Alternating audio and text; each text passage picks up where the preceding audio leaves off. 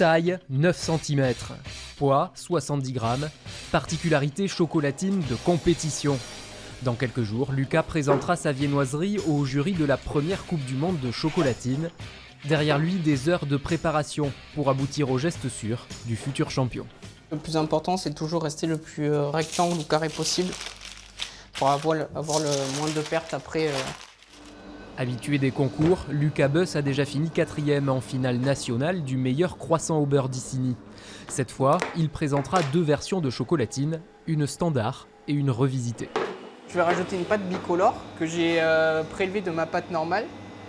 Je l'ai juste rallongée avec du cacao en poudre, du lait et du sucre pour qu'elle ait la couleur marron en fait du cacao.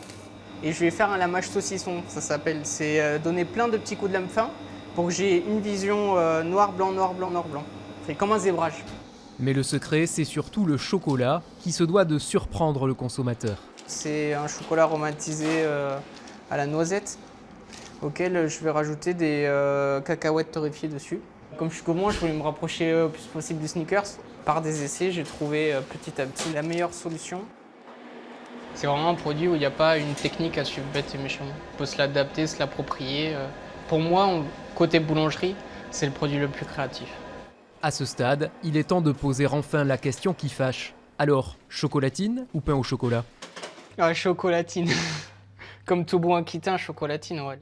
Dans les cahiers de boulangerie, le pain au chocolat, c'est une navette comme un pain au lait avec une barre de chocolat dedans.